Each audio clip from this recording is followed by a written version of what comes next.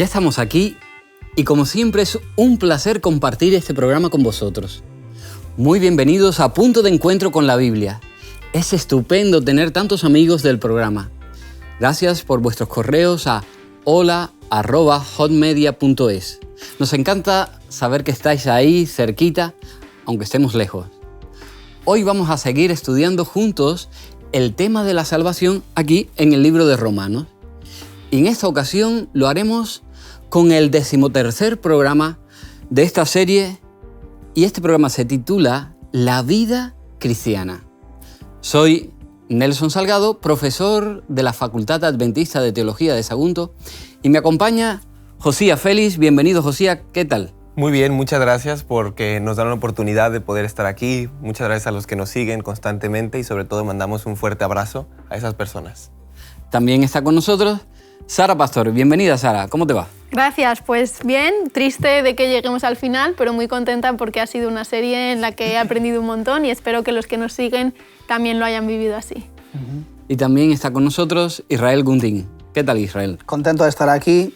Esto se termina, hemos estudiado el libro de Romanos juntos y desde luego esperamos que para los que siguen el programa haya sido una bendición, igual que ha sido para nosotros. Sí, lo cierto es que es así, para nosotros ha sido extraordinario. Como siempre, antes de comenzar el programa, queremos recomendaros que vayáis a quecurso.com y allí encontraréis cursos muy interesantes y totalmente gratuitos. Cursos sobre la Biblia, salud, familia y muchos más. Así que, empecemos.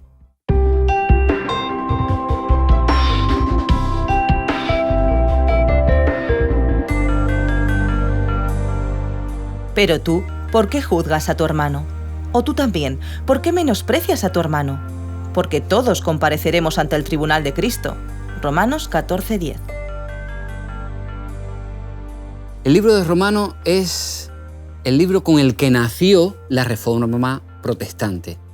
Su luz iluminó con la verdad todo un sistema de engaño desprovisto de Cristo y convertido en una lucha de poder que tenía sometido al pueblo. Romanos es el libro que nos muestra, más que ningún otro, que debemos aferrarnos al estudio personal e intransferible de la Biblia y que sola Escritura no es solamente el lema de Lutero, quien decidió mantenerse fiel a las verdades bíblicas por encima de todo.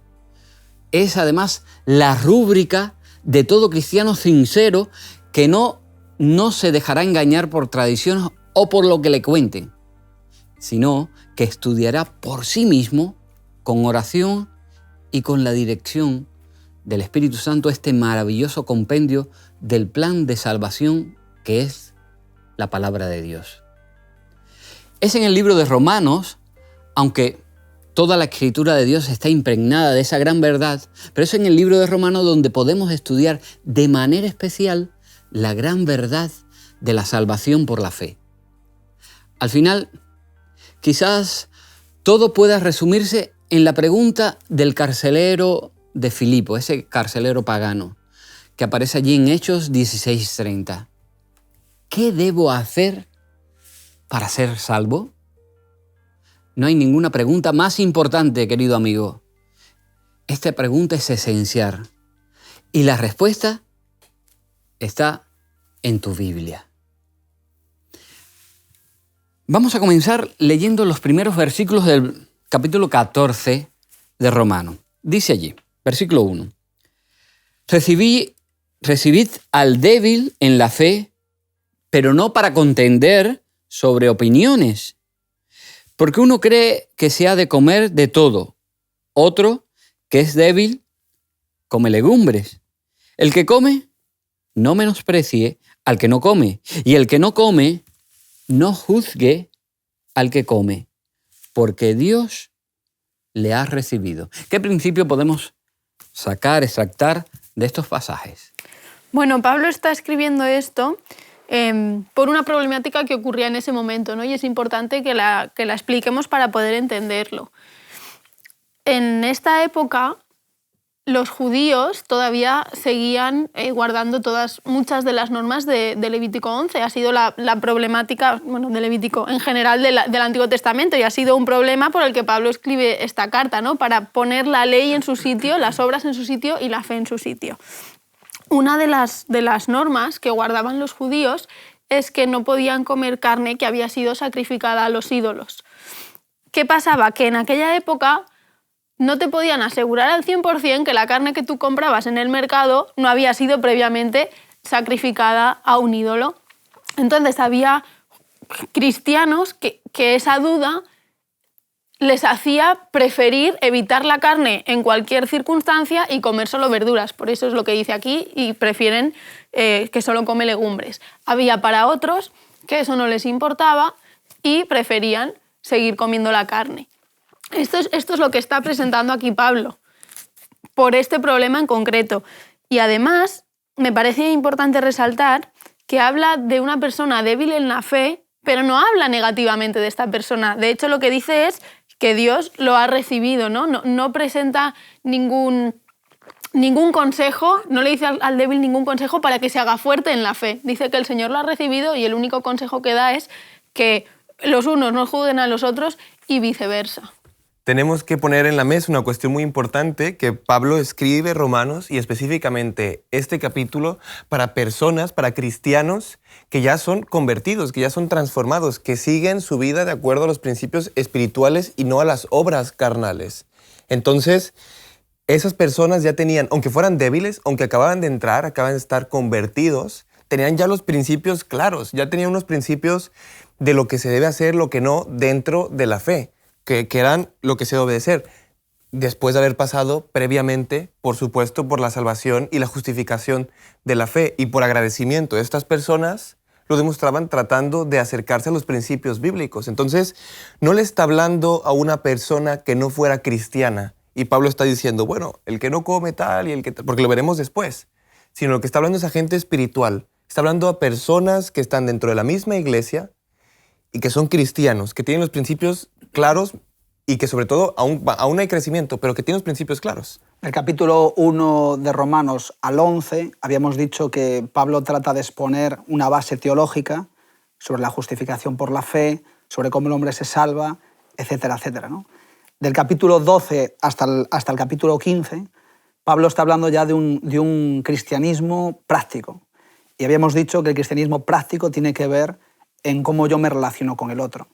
Claro, aquí hay un problema, y el problema está que dentro de la Iglesia, especialmente la carta que le envía a la Iglesia de Roma, pues además de judíos también estaban entrando gentiles, y los gentiles obviamente tenían una mentalidad pues, que necesitaban todavía crecimiento, y los judíos tenían otra mentalidad que venía ya de tiempos muy antiguos y que ellos se aferraban fuertemente. Entonces, claro, unos por un lado y otros por otro, pues hay algunos temas en esa época que estaban causando cierta división.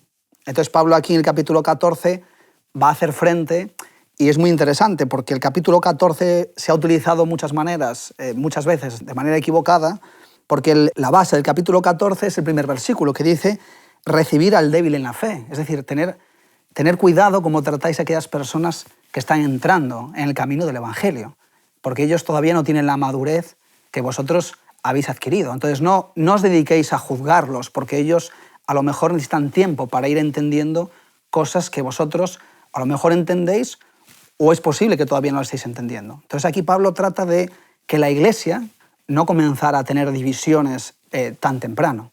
Entonces este es un punto muy importante, porque se trata de que nosotros no debemos de vivir aislados, sino que debemos de vivir en comunidad. Y nuestra manera de comportarnos tiene una influencia positiva o negativa siempre en los demás. Leo el versículo 4. ¿Tú quién eres que juzgas al criado ajeno? Para su propio Señor está de pie o cae, pero estará firme porque poderoso es el Señor para hacerle estar firme. En cierta medida, cómo este versículo amplía un poco lo que acabamos de ver en los versículos anteriores. Lo que está tratando aquí de decir Pablo es que ya había desarrollado la idea de que somos libres del pecado, de la muerte, y voluntariamente somos esclavos de Cristo, somos siervos de Cristo. Entonces, Lo que está tratando de decir a la iglesia es decir, aquí nadie es dueño de nadie. Aunque tú seas líder, aunque tú seas quien sea, tengas 10, 15 años en esta iglesia, tú no eres dueño de nadie. Y somos siervos todos de un mismo Señor, que es Cristo, que es nuestro Dios. Entonces, si tú no tienes en tu posesión a nadie y no es tu siervo nadie, ¿quién eres tú para juzgar lo que Él hace o deja de hacer? Si ese siervo, el que tú estás observando, si tu hermano dentro de la iglesia cae o se levanta, al único que le debe de importar es al dueño de esa persona, es al Señor de ese siervo. Entonces, ¿tú quién eres para juzgar? ¿Tú qué sabes si esa persona ha recibido o no una orden de ese dueño o de ese Señor para tú juzgarlo y decirlo? Entonces, termina diciendo, se afirmará ese siervo porque su Señor, el Señor, su dueño de cierta manera, tiene poder para sostenerlo. El que lo sostiene al final en la iglesia, cada uno de los hermanos, es Dios, no nosotros. No son nuestros consejos, no son nuestro amor. Sí que sin duda alguna eso ayuda, fortalece, reafirma cosas, pero quien sostiene una persona y la mantiene viva, con fe, creyendo y constantemente en la fe, es el Señor, es su Dios. Entonces, lo que Pablo está tratando de decir aquí, como tenemos que resaltar, es sobre juzgar. Lo importante de decir, yo no soy dueño de nadie, todos somos iguales y sobre todo somos hijos del mismo Padre. Y como somos hijos del mismo Padre, a quien le corresponde decir o no decir es al Padre, no a otro hijo, no a otro hermano. Nosotros podemos recomendar, podemos aconsejar, con amor, por supuesto, porque somos una familia en la fe. Pero no nos corresponde juzgar, porque el que le corresponde juzgar es a nuestro Padre. Y si Dios, que le corresponde juzgar, no nos juzga, sino nos justifica, ¿por qué nosotros debemos de juzgar? Sino, al contrario, apoyar. Sí, porque al menos yo entiendo que aquí en el versículo 4 Pablo está hablando de personas débiles en la fe. Personas que todavía necesitan tiempo para entender y necesitan tiempo para, pues en ese proceso, ir interiorizando ciertas cosas que puede ser que a otros pues, no les gustaba. Sin embargo, aquí no hay una rebelión abierta contra Dios. No hay una violación de principios donde la persona esté confrontando, digamos, lo que Dios está diciendo. Entonces, claro, ¿qué pasa? Si yo me hago juez de mi hermano, en el sentido de que míralo cómo viste, míralo cómo come, mira lo que está haciendo, desde luego no es el llamado que Pablo no está hablando aquí, porque estás hablando de personas débiles en la fe. Otra cosa sería que yo como creyente o cristiano, en la comunidad de iglesia, yo esté participando, rompiendo un principio bíblico donde sí que yo estoy en rebelión abierta contra Dios. Entonces, el tema de juzgar aquí sería otro tema diferente, porque Pablo no está hablando aquí de que a ti te tiene que dar igual lo que hagan tus hermanos. Ese no es lo que Pablo está diciendo aquí en este versículo. Sí, porque el versículo es interesante, bueno, los 4 versículos, pero el primero que poníamos antes, el énfasis, es recibid al débil en la fe, pero no para contender sobre opiniones. Eso el débil, el inexperto, el que está llegando, y crear confrontación. Lo que pasa es que cuando vivimos en la comunidad de la iglesia pueden darse situaciones, así que hasta dónde debemos o no intervenir en una situación, hasta dónde debemos callar en una situación o debemos hablar. Bueno, es importante, por supuesto, que cada uno ejerza sus dones, porque hay personas en las iglesias donde tienen el don de la sabiduría, el don del discernimiento, y personas que tienen pues, ese don para tratar ciertos temas que a veces son complejos, ¿no? Ahora, fíjate, en el capítulo 14, versículo 1 dice, de recibid al débil en la fe.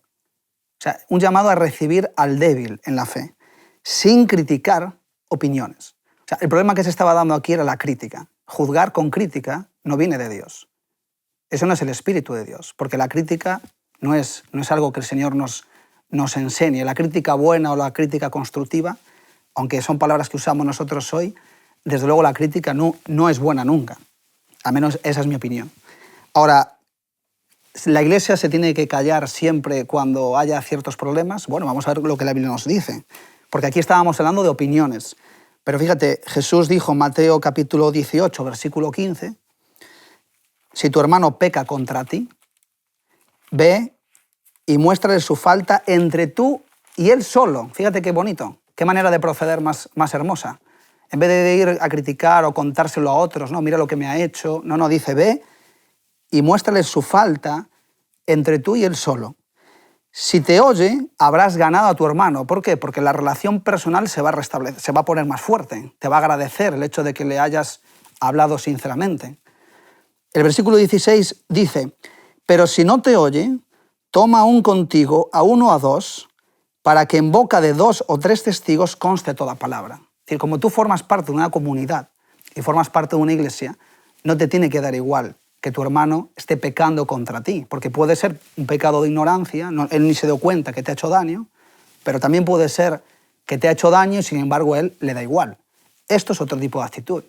Esto se llama una rebelión contra Dios, porque Dios dice que cuando tú pecas, oye, pide perdón.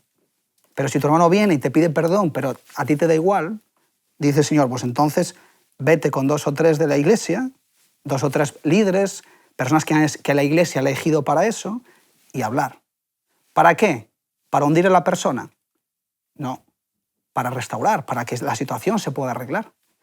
Y sigue diciendo, y si no oye a ellos, entonces dilo a la iglesia. Y si no oye la iglesia, entonces déjalo. Y en 1 Corintios capítulo 5, el apóstol Pablo, que también escribe aquí, pues fíjate, en un caso de adulterio que había en la iglesia de Corintios, donde la iglesia había aceptado eso como normal, pues el apóstol Pablo hace un llamado a la iglesia a que tomen una medida con las personas que están en esa actitud. Porque la iglesia no se puede hacer partícipe de una rebelión abierta contra Dios. Porque al final, entonces, ¿qué tipo de iglesia o qué tipo de cristianos estamos dando testimonio? Entonces, es muy diferente opinar sobre ciertos temas o tener una rebelión contra Dios directamente. Ahí la iglesia ha de intervenir. ¿Para qué? Para que la situación se pueda arreglar en la medida de lo posible. Siempre y cuando, como dijo muy bien Israel, no emitamos un juicio, sino que al contrario, es la diferencia en la que yo voy al hermano que ha pecado contra mí, que me ha hecho un daño, o que realmente lo está haciendo abiertamente a la iglesia o a Dios, y como iglesia, con el amor, queremos restaurarlo para que vuelva al camino de la fe. Pero nunca emitiremos un juicio. Nunca diremos, pues te has perdido, pues tú estás así. Nunca emitiremos un juicio sobre la persona porque no nos corresponde emitir ese juicio. Nos corresponde tratar de rescatar, tratar de reconciliar a los hermanos con su Dios y tratar de restaurar, como hemos dicho. Nunca de emitir juicios y sumir, porque al final la crítica y juzgar de una manera de señalamiento lo que hace es hundir a la persona y no realmente restaurarla y traerla hacia la vida otra vez, hacia el camino del Señor. Sí, es que poner etiquetas es muy peligroso siempre, tiene mucho peso. Y cuando tú le repites un juicio a alguien, ¿no? Una opinión tuya sobre esa persona repetitivamente, en su cerebro eso hace mella y al final te acabas creyendo eso que alguien te está diciendo. Tú eres malo, tú ya estás perdido, no puedes ser salvo. Vas mellando la confianza de esa persona y se cree esas palabras y entonces actúa un poco en consecuencia de lo que tú has dicho, ¿no? Entonces hay que usar al contrario, en positivo, ayudar a la persona, puedes hacerlo mejor. Quizá en esta acción te has equivocado, pero tú no eres así. Y ese refuerzo positivo tiene la consecuencia de que esa persona quiera cambiar y quiera mejorar y no al contrario. Pero claro, si la iglesia guarda silencio, es lo mismo que en una familia. Si una familia guarda silencio y deja que su primo, su hermano, su tío caiga en alguna cosa que le pueda dañar, porque en realidad estamos preocupados por eso, no por el pecado del hermano, estamos preocupados por él. Y es importante que la iglesia no tiene que preocuparse por el pecado, sino por él, porque realmente estamos preocupados por su bienestar espiritual, por su bienestar emocional. Entonces la familia y la iglesia no tiene que quedar callada, sino tiene que ir a rescatarle para que el hermano, en conciencia, deje ese pecado que le pueda hacer daño. Nosotros emitimos juicios todos los días. Uno emite juicio cuando tiene capacidad para discernir. Si vemos algo que está mal, pues en nuestro cerebro se emite un juicio de valor, pues que eso está mal. Y nosotros tomamos decisiones en base a juicios. Pero claro, aquí hablamos de no emitir juicios sobre salvación de personas, pero claro, cuando yo veo algo que está mal y la Biblia me enseña que es lo contrario, pues Dios, como nos ha dado sabiduría para discernir estas cosas, pues obviamente nosotros como creyentes y cristianos no debemos de permanecer indiferentes cuando hay otra persona que vemos que se está perdiendo. Y esa es la labor. En el libro de Génesis aparece una pregunta muy interesante que le hace Dios al mismo Caín, le dice, ¿dónde está tu hermano?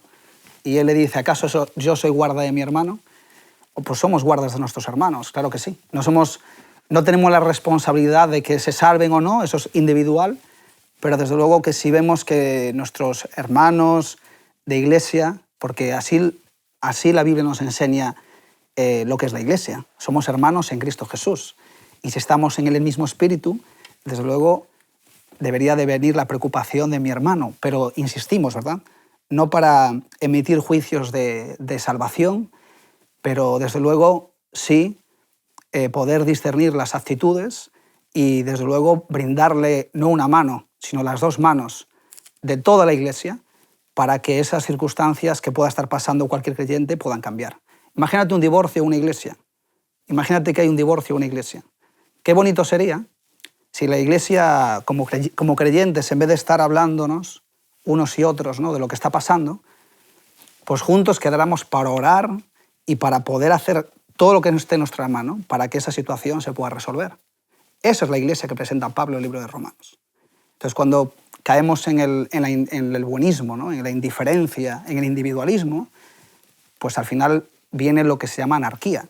Y es que cada uno, como dice en el libro de Jueces, hace lo que quiere. Esa no es la iglesia que Jesús nos enseñó. Hay una palabra que mencionó antes Josías, un verbo, restaurar.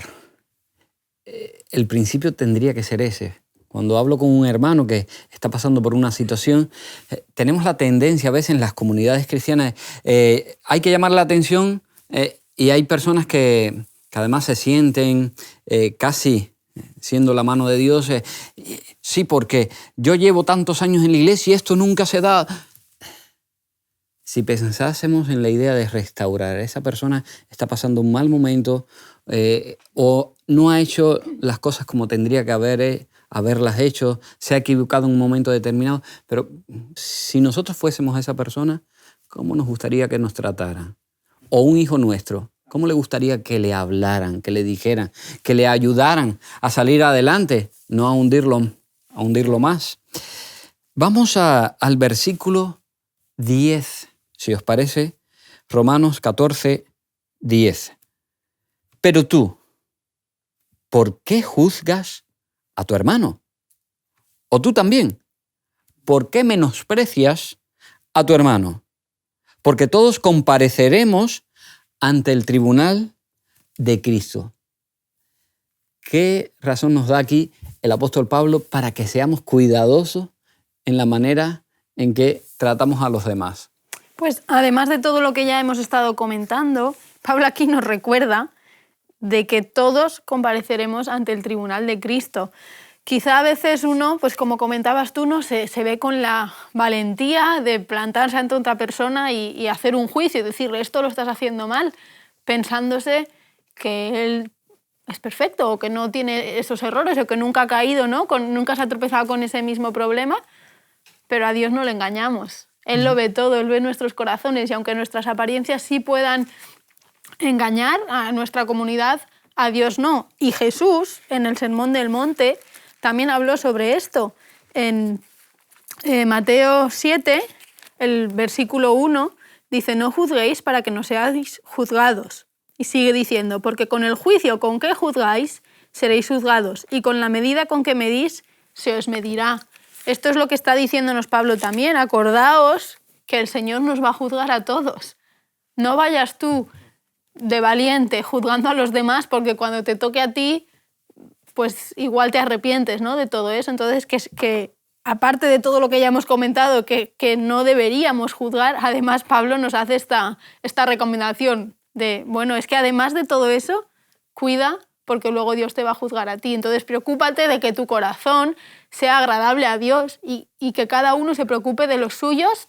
Pero es cierto, como decíamos, sin olvidar que tenemos esa responsabilidad como hermanos, como familia, de que si uno se cae, darle la mano y volver a levantarle. Ahí está también lo importante de la intención.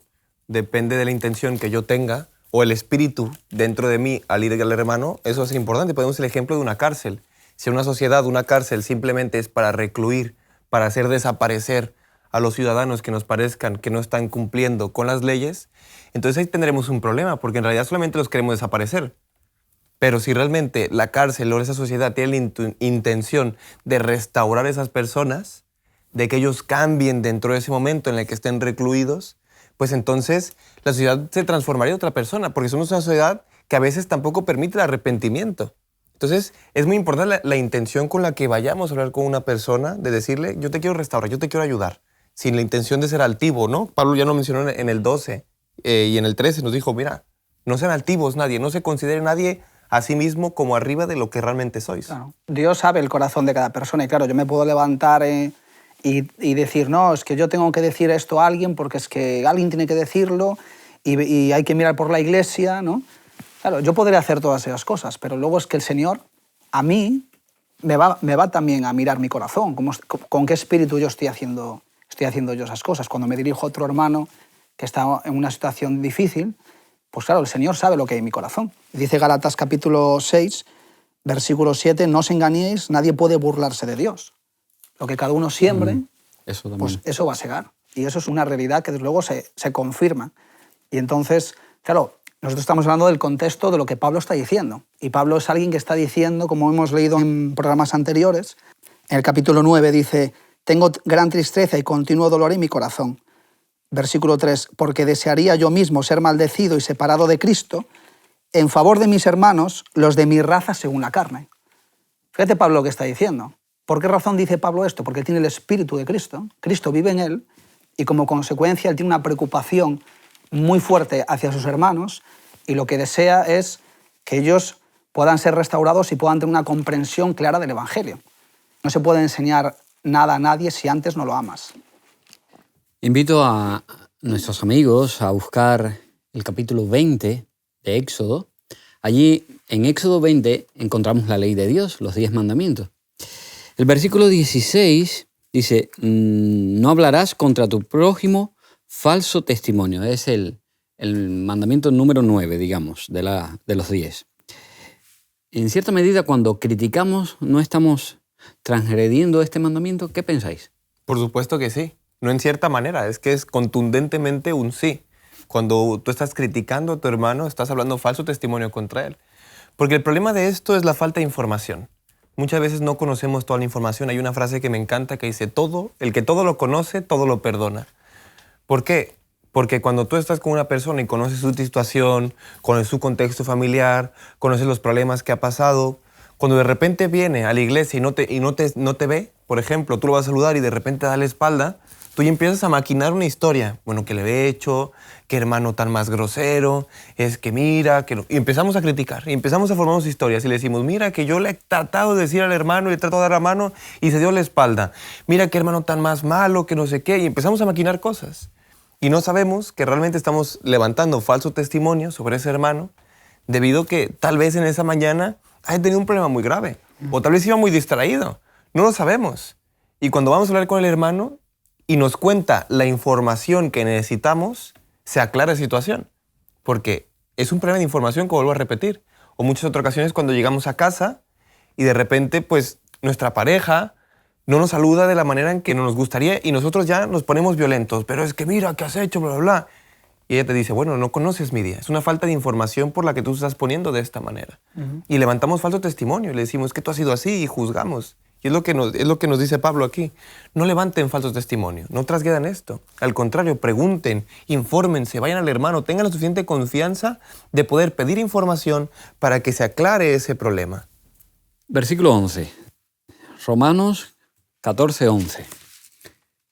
Dice allí Pablo, porque escrito está, vivo yo, dice el Señor, que ante mí se doblará toda rodilla y toda lengua confesará a Dios. Pablo constantemente, ¿verdad?, se está apoyando en el Antiguo Testamento para hacer sus declaraciones. Bueno, de hecho, el Antiguo Testamento era lo que estaba, la Biblia que tenían. Así que Pablo ahora se apoya en Isaías 45:23 y dice estas palabras. ¿Cuál es la importancia de este texto en el que se apoya Pablo? ¿Cuál es la trascendencia? Bueno, el versículo 7 del 14 dice, porque ninguno de vosotros vive para sí. Y es muy importante, porque nosotros si hemos decidido vivir para el Señor, pues desde luego debemos de considerar también cuál es el trato hacia nuestro prójimo. El versículo 12 responde a esta pregunta, ¿no? De manera que cada uno de nosotros dará cuenta a Dios de sí, lo que decía Sara antes. Todos vamos a tener que dar cuentas de nuestra vida al Señor. ¿Qué hemos hecho con Jesús? ¿Qué hemos hecho con su gracia? Y desde luego, ¿qué hemos hecho con las personas que hemos tenido a nuestro alrededor? ¿Cuál ha sido nuestro trato y por qué?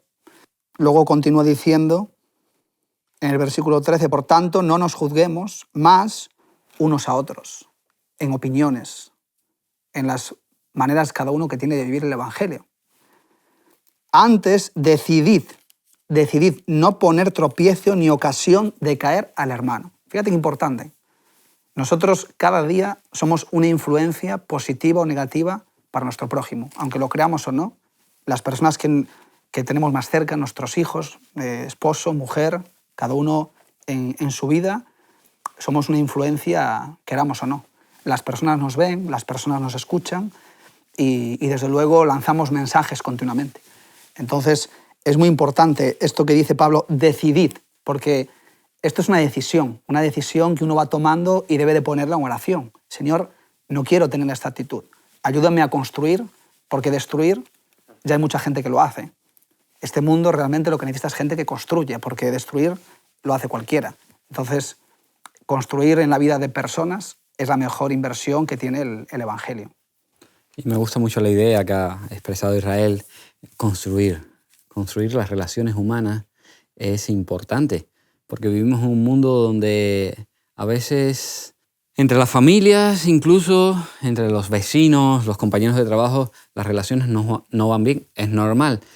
Satanás está implicado en hacer al ser humano desgraciado. Eso es. Y las relaciones humanas, un factor de felicidad pueden ser las relaciones humanas. Así que si destruye las relaciones humanas, hace que los enfrentamientos estén a la orden del día, que las familias sufran, que los amigos sufran y los compañeros de escuela o de trabajo sufran.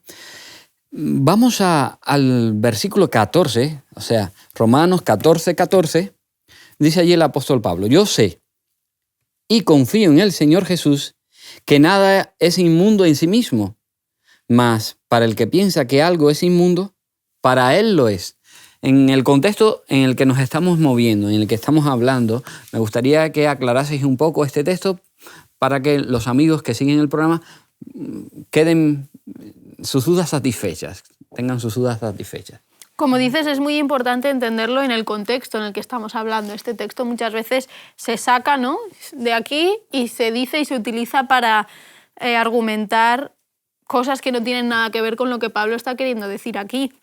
Venimos de tratar el tema de que hay gente en la iglesia a la que Pablo le escribe esta carta, había gente que venía con una cultura y unas tradiciones de mucho tiempo, como eran los judíos, y había gentiles que se acababan de incorporar al cristianismo y que tenían otra cultura y otras tradiciones. Y había mucho choque en cuanto a esas cosas.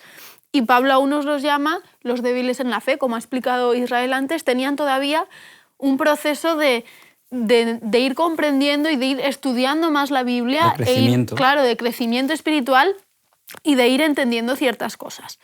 Partimos de la base, que también ha explicado Josías bien, que todos eran cristianos, todos eran personas que ya habían aceptado a Jesús y que tenían los principios bíblicos claros. Entonces, cuando Pablo dice aquí, yo sé y confío en el Señor Jesús, que nada es impuro en sí mismo, no está Pablo invitando a nadie a ir en contra de los principios de Dios, porque le escribe a personas que tienen muy claros esos principios y se trata de temas de opinión, que es lo que estamos hablando aquí.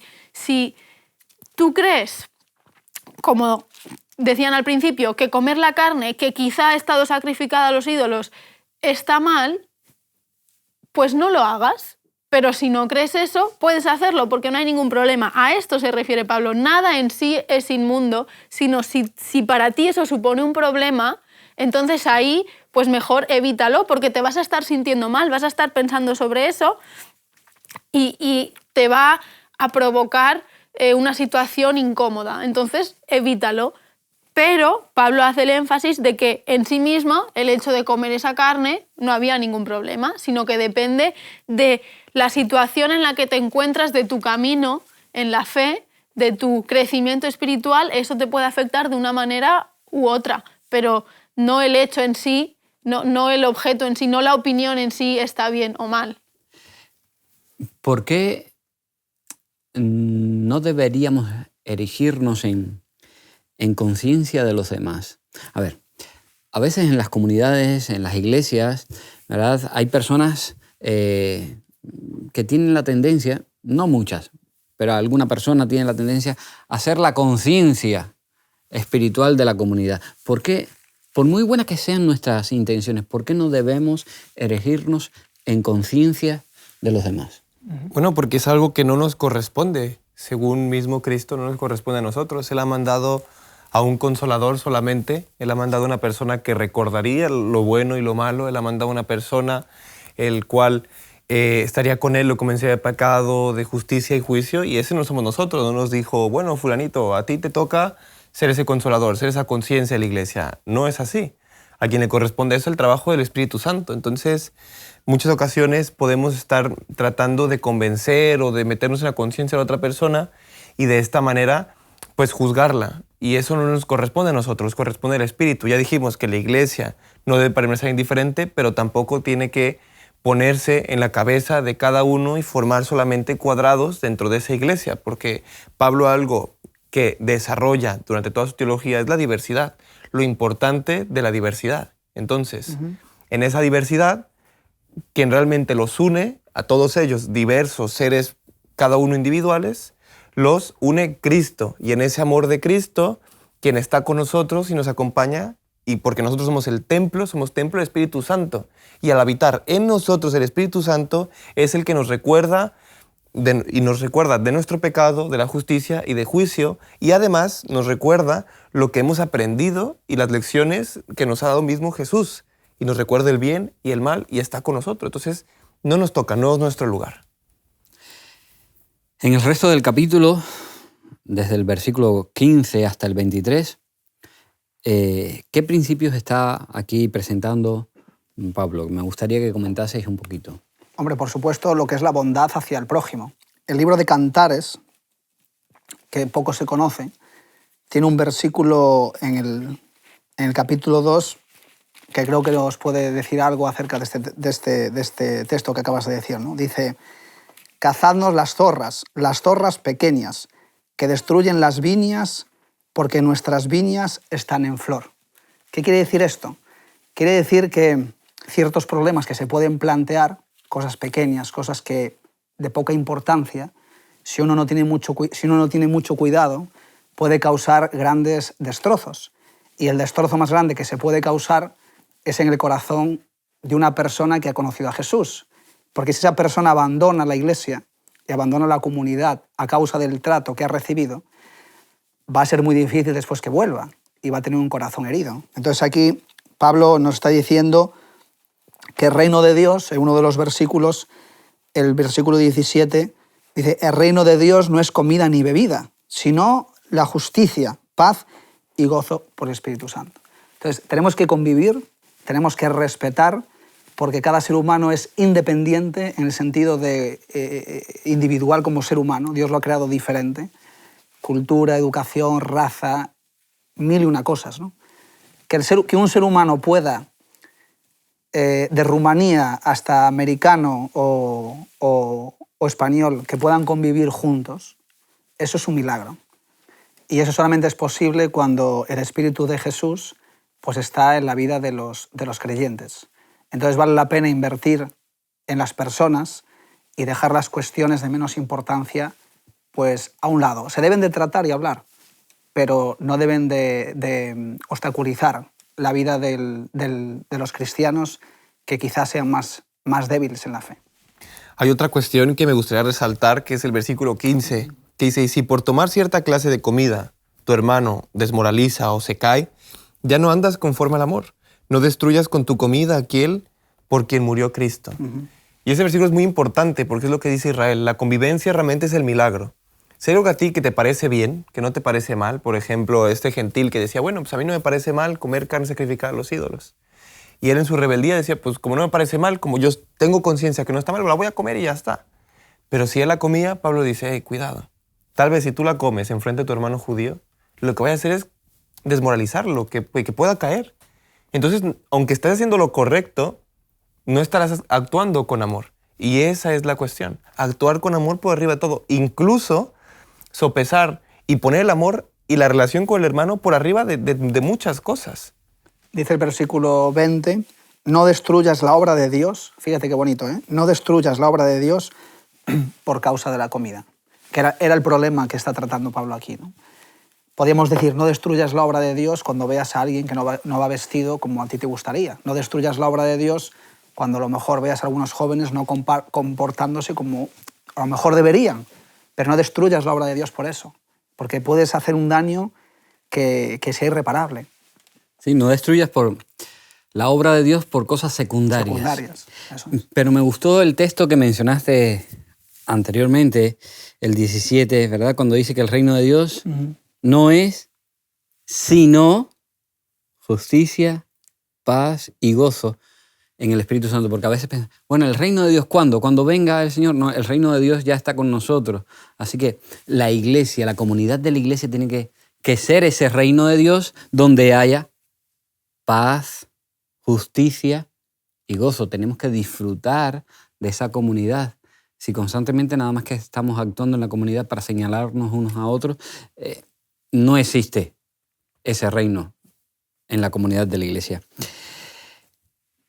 Vamos ahora al versículo 22. Dice, ¿tienes tu fe? Tenla para contigo delante de Dios. Bienaventurado el que no se condena a sí mismo en lo que aprueba. Así que en medio de toda esta conversación sobre dejar el tema a conciencia de cada uno, Pablo añade esta advertencia, ¿verdad? ¿Cuál es lo que quiere enseñarnos? ¿Qué es lo que quiere enseñarnos? ¿Cómo equilibra este texto, digamos, el resto de lo que se está diciendo en todo el contexto? Como tú dices, esto es un poco una advertencia. Dentro de la libertad de opinión te dice, bienaventurado el que no se condena con lo que aprueba. Es decir, ten cuidado, piensa bien las cosas antes de decidir si las aceptas o las rechazas. Tus opiniones y tus ideas, pásalas por el filtro de la Biblia y no tengas una opinión porque dices, me apetece tener esta y ya está, sino que la opinión vaya acorde con los principios bíblicos. No vaya a ser que en esa libertad la uses de más y acabes yendo en contra de algún principio bíblico por esa opinión que tienes, ¿no? Entonces, cuidado y siempre pensando muy bien en el principio del amor que acabamos de ver para con los hermanos y con los principios de la Biblia, con lo que encontramos, ¿no? Todo lo que Jesús nos dijo, todo lo que hay escrito en el Antiguo Testamento, que nuestra vida vaya acorde a eso. Además hay algo que es muy bonito que dice, la fe que tú tienes, guárdala para ti ante Dios. Hay un texto en el Sermón del Monte que nos recuerda esto, cuando habla de la limosna, cuando habla del ayuno y cuando habla de la oración eficaz.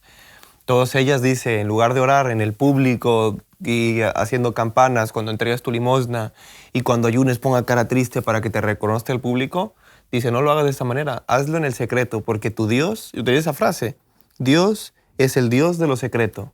Si ya obtienes tu recompensa en público, no lo tendrás en lo secreto, no queda entre tú y Dios. Entonces la oración, la limosna, el ayuno, la fe, tiene que quedar en eso, en una relación personal con Dios. Sí es importante dar testimonio, pero tampoco hace falta que tú hables y tengas campana para anunciar que tu fe es mayor que lo de los otros, ¿no?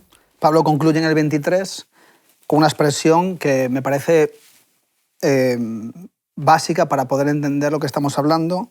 Termina diciendo en la segunda parte del 23, pues todo lo que no procede de fe es pecado. Así que cuando trates de corregir a alguien, asegúrate bien que lo estés haciendo en el proceso de la fe.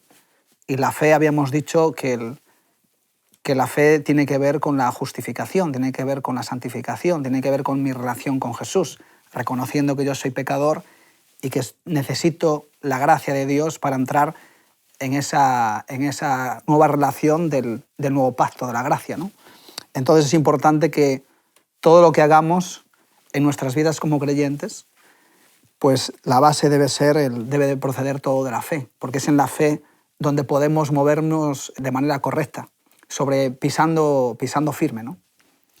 Ya en el último capítulo, el capítulo que analizaremos, el 15, ¿verdad?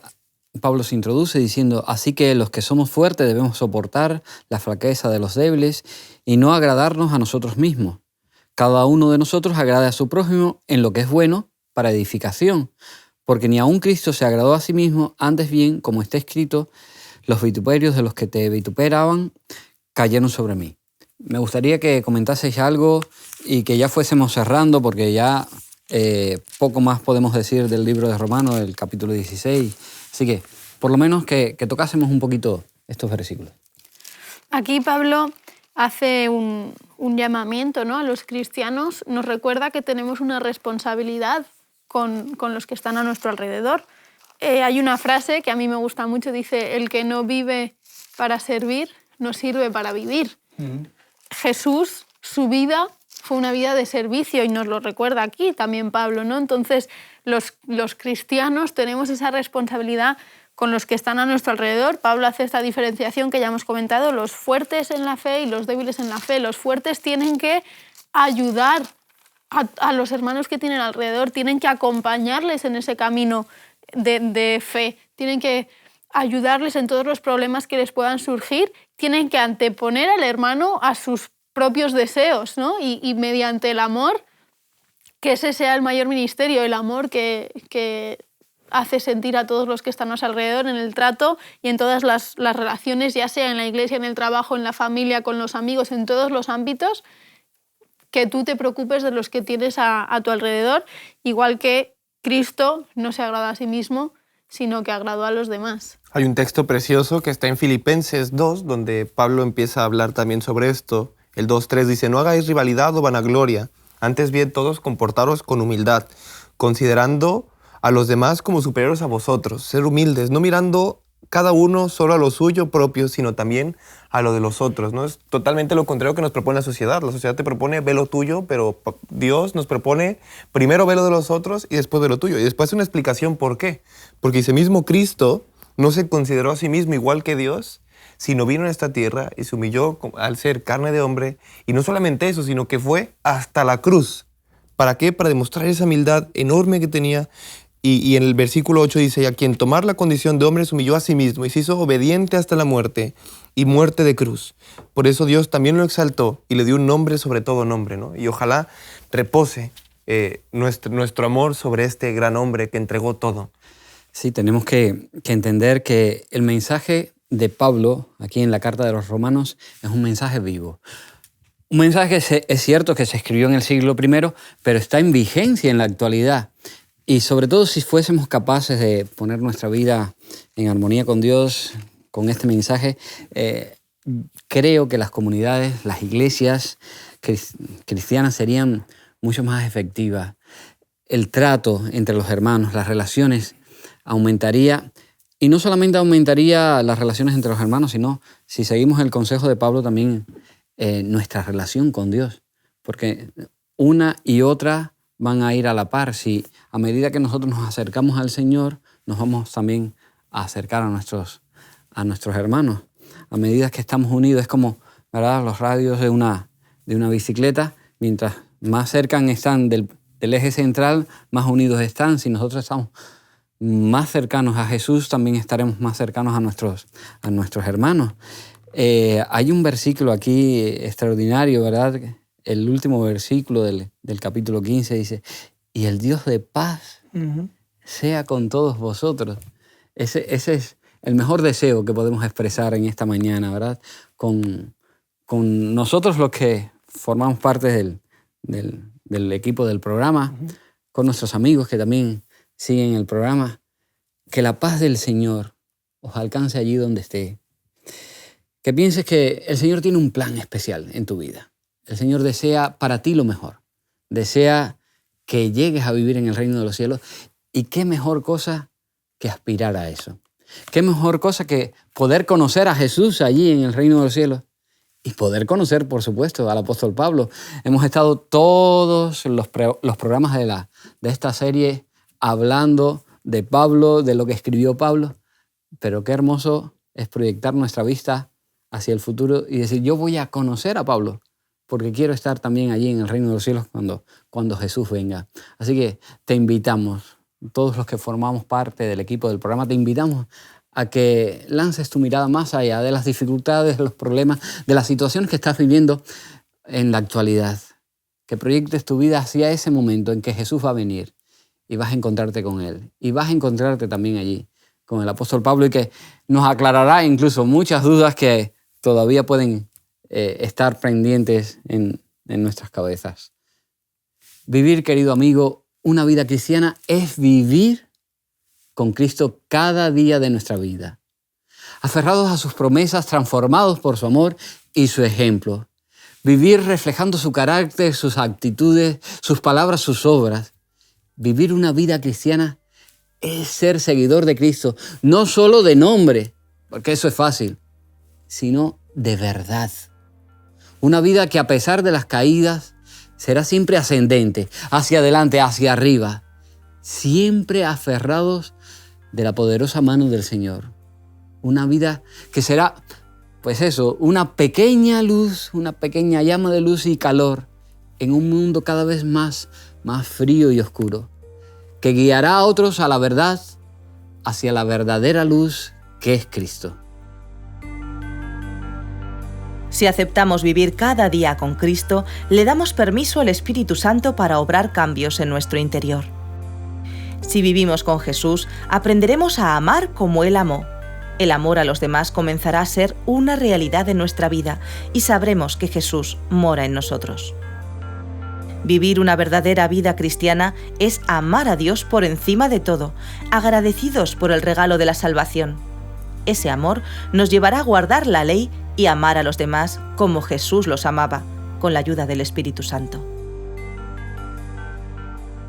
Vivir una verdadera vida cristiana es, al final, una experiencia única que va mucho más allá de religiones o dogmas cristianos.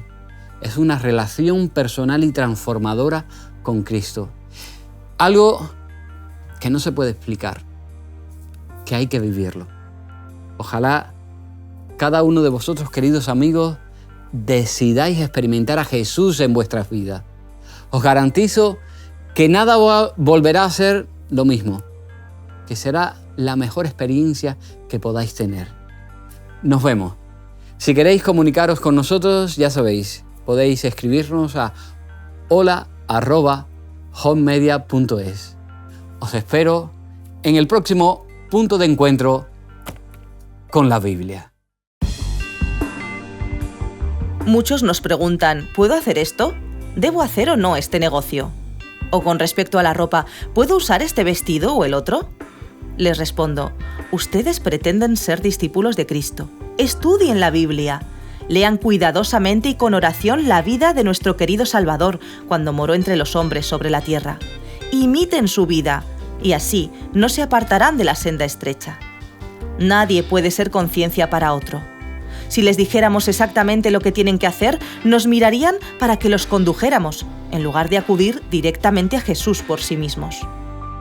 No hemos de colocar la responsabilidad de nuestro deber en otros y esperar que ellos nos digan lo que debemos hacer. No podemos depender de la humanidad para obtener consejos. El Señor nos enseñará nuestro deber tan voluntariamente como enseñaría a cualquier persona. Los que decidan no hacer algo que desagrade a Dios sabrán luego de presentarle su caso exactamente qué conducta seguir.